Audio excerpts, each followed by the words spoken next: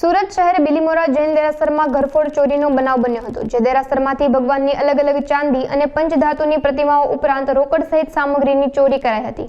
જે કેસમાં મોહમ્મદ આમીનુર ભયંકર પઠાણ સહિત યાસીન કલામ શેખની ધરપકડ કરાઈ હતી।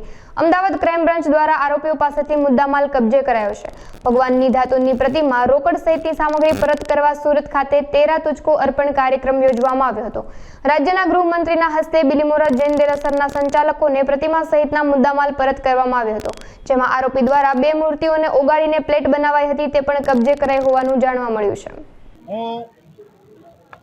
ગુજરાતના સૌ નાગરિકો વતી સુરત શહેર પોલીસને ખૂબ ખૂબ અભિનંદન આપું છું। સુરત શહેર પોલીસ દ્વારા પ્રોએક્ટિવલી પોલીસિંગના ભાગરૂપે 10 જેટલા ડુપ્લિકેટ ડોક્ટરોને પકડવાની છેલ્લા અનેક દિવસોથી ઇન્ફોર્મેશનના માધ્યમથી આ લોકો પર નજર બનાવીને સૌને રંગે હાથ પકડવામાં સફળતા પ્રાપ્ત કરી છે। કોંગ્રેસી નેતા રસેશ ગુજરાતી દ્વારા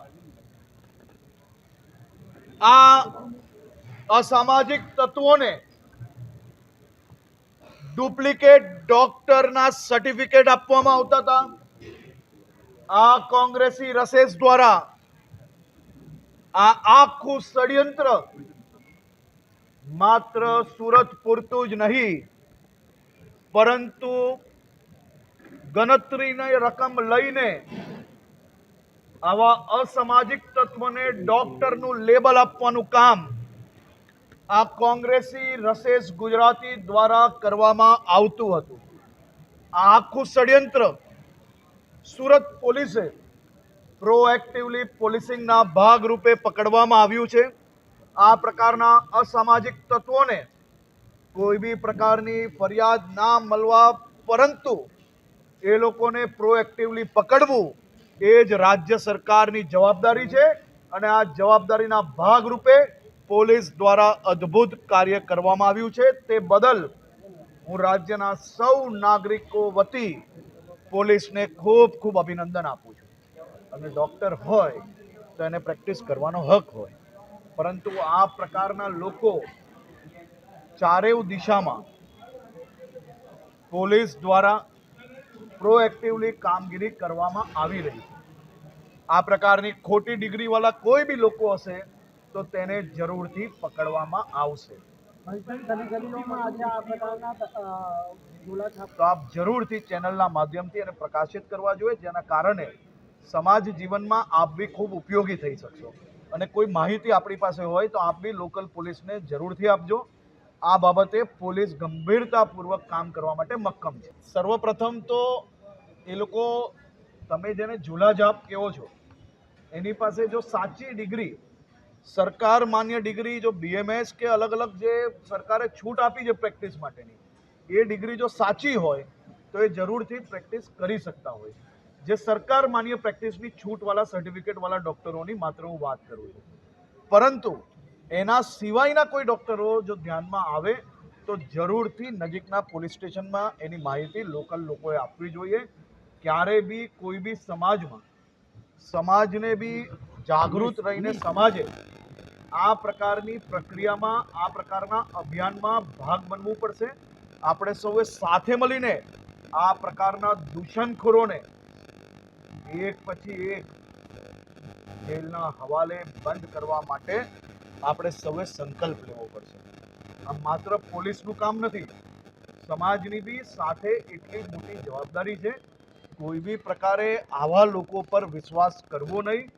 આવા ડૉક્ટરો જે માત્ર નામને બોર્ડ લગાડી લે, ત્યાં લાઈન લગાડવાની જરૂર નથી। તમામ જગ્યા પર સરકારી વ્યવસ્થાઓ ખૂબ સારી રીતે કરવામાં આવી છે, પરંતુ જો તમને કોઈ બી જાણકારી મળે તો આ જાણકારી આપજો। તરત જ એની ઉપર પગલાં અને ચકાસણી કરવામાં આવશે। પ્રકારના કોઈ બી દવાખાનાઓ ધ્યાન આવ્યા હશે તો એના ઉપર કામગીરી ચાલુ જ છે, અને જરૂરથી એ લોકો પર બી પગલાં ભરશે। એ કોંગ્રેસના ડૉક્ટર સેલના ચેરમેન છે કે નથી? હવે સ્થાનિક કયા નેતા જોડે ભાગીદાર છે એ ચેક કરવાનું કામ કોંગ્રેસનું છે, મારું કામ નથી. અમે તો જરૂરથી પકડશું, કારણ કે રાજ્યના નાગરિકોની સ્વાસ્થ્ય જોડે છેડા કરનાર કોઈ બી લોકો હોય, એ પછી કોઈ બી પાર્ટીના હોય, અમે પ્રોએક્ટિવલી કામ કરીએ જ છીએ. અમે રાજ્યના નાગરિકોની સુરક્ષા માટે કોઈ બી પ્રકારનું કામ હોય. તમે જોયું હશે કે સાબરકાંઠામાં બીઝેડ નામે ચાલતા જે પોન્જી સ્કીમ છે, કોઈ બી પ્રકારે કોઈ બી છૂટછાટ વગર, કોઈ બી ફરિયાદ વગર આ પ્રકારની જે જાણકારી પોલીસને પ્રાપ્ત થઈ તો ભૂપેન્દ્રભાઈ પટેલની સરકાર જ સાહેબ આ કામ કરી શકે. કોઈ બી વ્યક્તિ હોય, કેવા બી વ્યક્તિ હોય, પરંતુ રાજ્યના નાગરિકોને નુકસાન કરતા હોય તો કોઈ નાગરિકની ફરિયાદ વગર બી એના સ્કેમ ધ્યાન પર આવતા મુખ્યમંત્રીશ્રીના માર્ગદર્શનમાં કડકમાં કડક પગલાં CID ક્રાઇમ દ્વારા ભરવામાં આવ્યા છે. આ ભૂપેન્દ્રભાઈ પટેલની સરકાર છે. કોઈ બી હશે, કેટલાય મોટા હશે, રાજ્યના નાગરિકો જોડે નાગરિકોને કોઈ બી પ્રકારે અહિત કરતા હશે તો એને છોડવામાં નહીં આવે.